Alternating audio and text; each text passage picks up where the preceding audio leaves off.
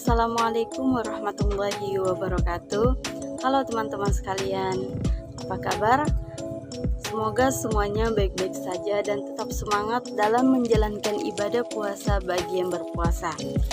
Nah, hari ini kita akan membahas materi mengenai strategi dan pendekatan pembelajaran. Sebelumnya kami ucapkan terima kasih kepada Bapak Mukti Ali MPDI selaku dosen pembimbing mata kuliah perencanaan dan desain pembelajaran karena telah memberikan materi ini kepada kami. Baiklah teman-teman sekalian, ada pepatah mengatakan tak kenal maka tak sayang. Maka sebelumnya perkenalkan, kami dari kelompok 5, saya Nurul Aziza bersama dua rekan saya, Saudari Lindiani dan Saudara Rido Munggataba. Baiklah teman-teman sekalian, sesuai dengan judul kita yaitu strategi dan pendekatan pembelajaran. Mungkin terbesit di benak teman-teman sekalian, apa sih strategi dan pendekatan pembelajaran itu? Nah, di sini pertama-tama kami akan membahas mengenai strategi pembelajaran.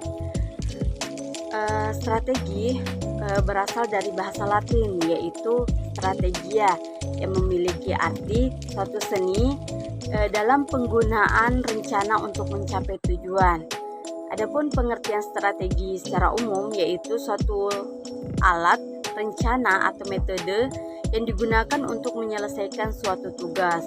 Adapun pengertian strategi pembelajaran yaitu suatu pola kegiatan pembelajaran yang mana dipilih dan digunakan oleh guru secara kontekstual sesuai dengan karakteristik peserta didik, kondisi sekolah, lingkungan sekitar, dan tujuan pembelajaran yang telah dirumuskan.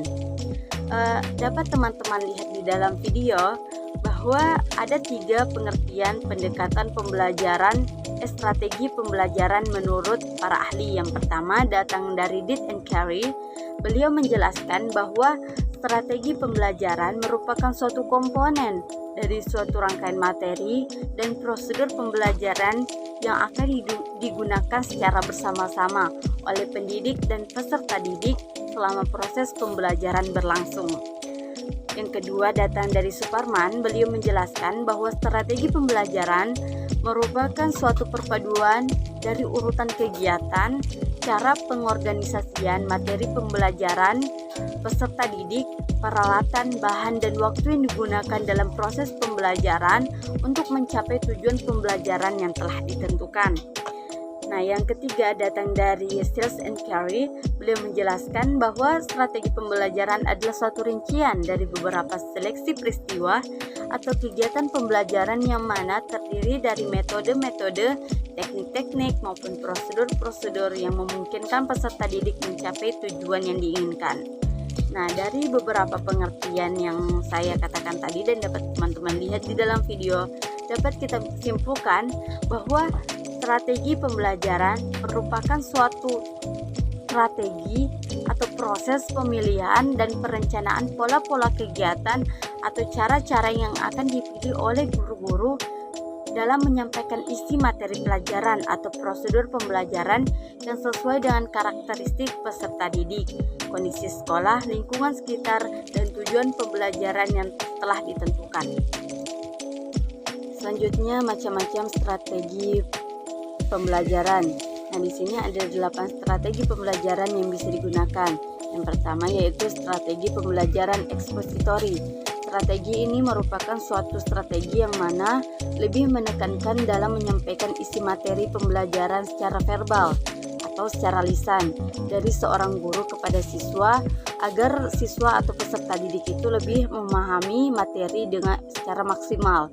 Adapun juga strategi ini di mana guru lebih mendominasi kelas.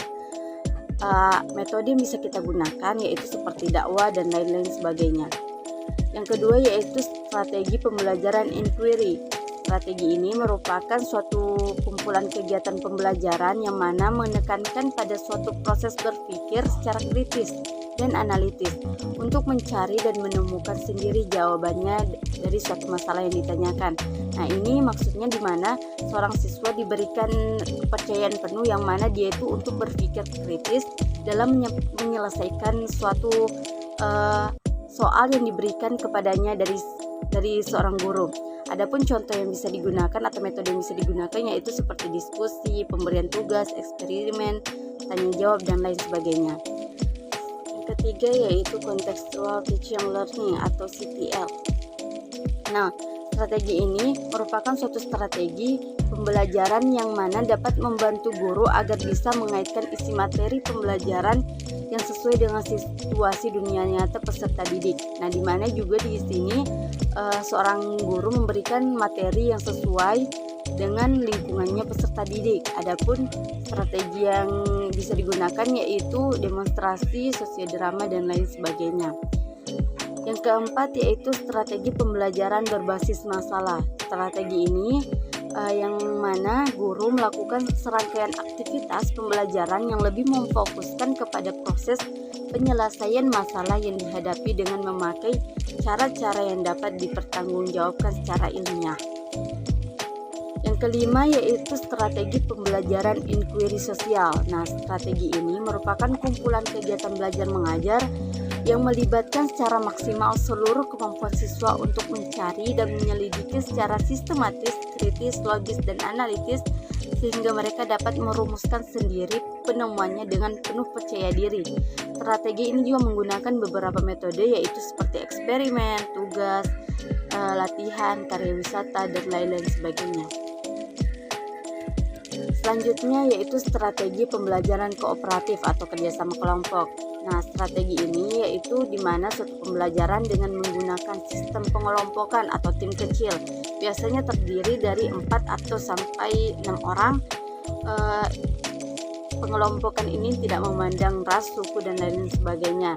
Dan juga sistem ini yang mana mengajarkan kepada peserta didik agar bisa bekerja sama dengan siswa lainnya.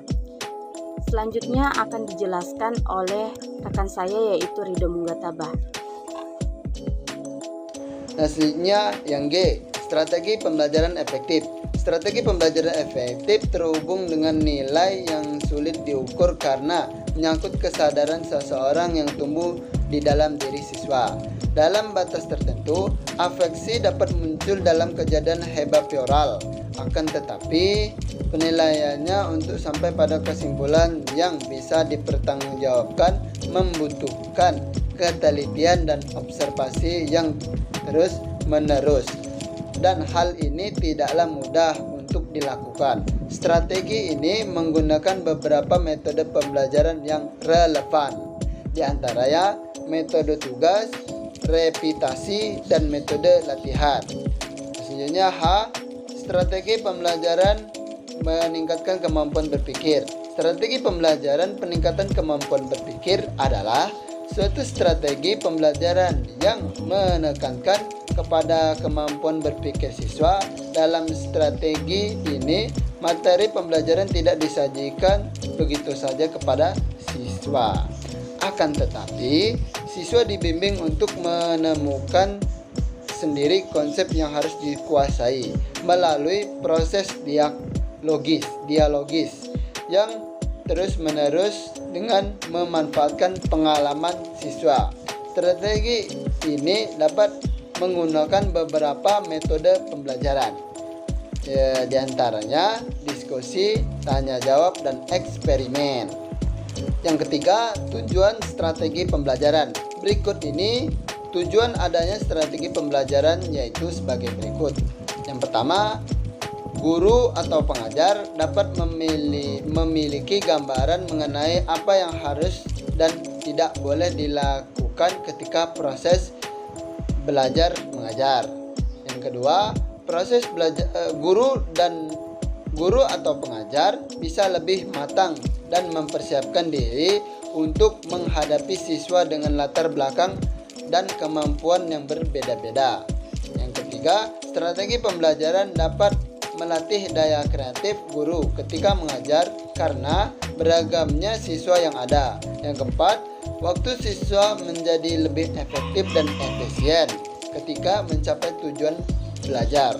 Yang kelima, siswa bisa mendapatkan pengalaman belajar yang terbaik untuk dijadikan bekal di masa depan atau jenjang pendidikan selanjutnya. Yang keenam, siswa dapat menerapkan cara berpikir yang lebih baik. Dan selanjutnya, pengertian pendekatan pembelajaran. Menurut Sanjaya yang dikutip dalam Suprihatiningrum mengungkapkan bahwasanya pendekatan pembelajaran dapat diartikan sebagai titik tolak atau sudut pandang kita terhadap proses pembelajaran. Adapun dari Gulo yang kutip juga dari Suprihatiningrum menjelaskan bahwa pendekatan pembelajaran merupakan sudut pandang kita dalam memandang seluruh masalah yang ada dalam kegiatan belajar mengajar. Sedangkan menurut Wati, pendekatan pembelajaran dapat diartikan sebagai titik tolak atau sudut pandang guru terhadap proses pembelajaran yang merujuk pada pandangan tentang terjadinya suatu proses yang sifatnya masih sangat umum. Jadi dapat disimpulkan bahwasanya pendekatan pembelajaran merupakan suatu sudut pandang, titik tolak atau cara pandang seorang pendidik terhadap proses pembelajaran agar bisa mendapatkan hasil yang diinginkan. Dan selanjutnya adalah macam-macam pendekatan pembelajaran. Adapun bermacam-macam pendekatan dalam pembelajaran yang dapat digunakan, yaitu pendekatan kontekstual. Pendekatan pembelajaran kontekstual merupakan pendekatan pembelajaran yang mengaitkan materi pembelajaran dengan situasi dunia nyata siswa. Melalui pendekatan ini, siswa dapat mengaplikasikan hasil pembelajarannya dalam kehidupan mereka, dan dalam jangka waktu yang panjang, pendekatan pembelajaran kontekstual lebih mengutamakan aktivitas siswa dalam pembelajaran sehingga dapat menemukan konsep tentang materi pembelajaran dan mengaitkan konsep tersebut dengan situasi dunia nyata mereka. Yang kedua, pendekatan ekspositori. Pendekatan ekspositori merupakan pendekatan yang menekankan pada penyampaian informasi yang disampaikan beberapa sumber belajar kepada peserta didik atau siswa. Dalam pendekatan ekspositori ini, sumber belajar menyampaikan materi sampai tuntas. Artinya, pembelajaran dilaksanakan secara holistik dan tidak khusus. Yang ketiga, pendekatan induktif. Menurut Purwanto dalam Rahmawati, pendekatan induktif dalam pembelajaran adalah pendekatan yang bermula dengan menyajikan sejumlah keadaan khusus, kemudian dapat disimpulkan menjadi suatu fakta, prinsip, atau aturan. Jadi maksudnya yaitu pembelajaran diawali dengan memberikan contoh-contoh khusus, kemudian disampaikan kepada generasinya. Dengan kata lain, pengajaran berawal dengan menyajikan sejumlah keadaan khusus, kemudian dapat disimpulkan menjadi suatu kesimpulan, prinsip, atau aturan-aturan yang spesifik. Yang keempat, pendekatan deduktif. Pendekatan deduktif merupakan suatu pendekatan yang mana pembelajaran bermula dari hal yang bersifat umum lalu diarahkan kepada hal yang bersifat khusus. Pendekatan ini berlawanan dari pendekatan induktif. Deduktif adalah cara berpikir yang bertolak dari pernyataan yang bersifat umum, kemudian menarik kesimpulan yang bersifat khusus. Oleh sebab itu, pembelajaran dengan pendekatan deduktif terkadang sering disebut sebagai pembelajaran tradisional, yaitu guru memulai dengan teori dan meningkatkan kepada penerapan teori. Nah, selanjutnya, pendekatan konstruktivisme. Dalam pendekatan konstruktivisme ini, seorang guru tidak mengajarkan kepada anak bagaimana menyelesaikan permasalahan, namun presentasikan masalah dan mendorong siswa untuk menemukan cara sendiri dalam menyelesaikan permasalahan. Pendekatan ini tidak menginginkan siswa untuk mendapatkan jawaban pertanyaan sesuai dengan apa yang ada dalam sumber belajar. Guru tidak akan sesederhana mengatakan bahwa jawaban dari siswa benar atau salah, namun lebih mengutamakan pengembangan daya kritis siswa dalam menyikapi berbagai opsi yang ada. Guru terus mendorong siswa untuk menyetujui atau justru menolak ide seorang yang saling bertukar pikir sehingga persetujuan dicapai. Siswa memberdayakan oleh pengetahuan yang berada dalam dirinya sendiri dan saling berbagi strategi dan penyelesaian dengan sesama yang disupervisi oleh guru. Baiklah, saya akan melanjutkan pemaparan materi dari Saudara Rido. F. Pendekatan pemecahan masalah atau disebut dengan problem solving. Pendekatan pemecahan masalah ini di mana siswa didorong untuk memperoleh pengalaman, menggunakan pengetahuan serta keterampilan yang sudah dimiliki untuk diterapkan pada pemecahan masalah yang bersifat tidak rutin atau jarang ditemui, disebut dengan masih belum dikuasai. Jika suatu masalah diberikan kepada siswa dan siswa tersebut dapat langsung mengetahui cara menyelesaikannya dengan benar, maka persoalan tersebut tidak dapat dikatakan sebagai masalah. Harus terjadi kesenjangan antara ekspektasi dan realita. G. Pendekatan open-ended. Pendekatan ini menekankan bahwasanya para siswa dihadapkan pada open-ended atau tujuan utamanya bukan untuk mendapatkan jawaban, tetapi lebih menekankan pada cara bagaimana sampai pada suatu jawaban. Pendekatan open-ended memiliki prinsip yang serupa, tapi tak sama dengan pendekatan pemecahan masalah, yaitu dimulai dengan memberikan suatu masalah kepada siswa. Bedanya, permasalahan yang disajikan adalah masalah yang memiliki banyak jawaban yang benar. Masalah yang memiliki lebih dari satu jawaban disebut sebagai masalah tidak lengkap atau disebut dengan open-ended problem. H. Pendekatan saintifik. Pendekatan saintifik merupakan suatu proses pembelajaran yang dirancang agar peserta didik secara aktif mengonstruksi konsep, prosedur, hukum, atau prinsip melalui tahapan saintifik.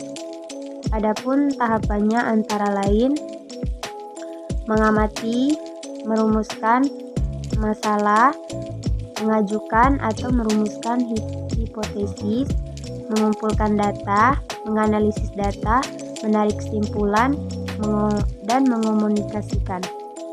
I. Pendekatan inquiry. Pendekatan inquiry merupakan suatu pendekatan yang berusaha untuk memberikan kesempatan kepada peserta didik agar belajar melalui penyelidikan terhadap suatu permasalahan, seperti problem solving. Pendekatan inquiry lebih berpusat kepada keaktifan siswa yang berusaha memecahkan permasalahan secara mandiri. Adapun dalam pendekatan ini, materi yang disampaikan oleh guru tidak dibahas sampai tuntas, sehingga memberi peluang kepada peserta didik untuk mencari dan menemukannya sendiri dengan menggunakan berbagai cara yang distimulus oleh guru. 3. Tujuan pendekatan pembelajaran. Berikut ini adalah tujuan dari pendekatan pembelajaran, yaitu antara lain sebagai berikut. 1. Menjadi penilai sekaligus mengevaluasi hasil-hasil pembelajaran yang telah dicapai. 2. Sebagai pedoman umum dalam menyusun tahapan-tahapan pada metode pembelajaran yang akan digunakan. 3. Menunjukkan garis-garis rujukan dalam perancangan pembelajaran. 4. Menganalisa masalah-masalah yang terjadi pada saat pembelajaran.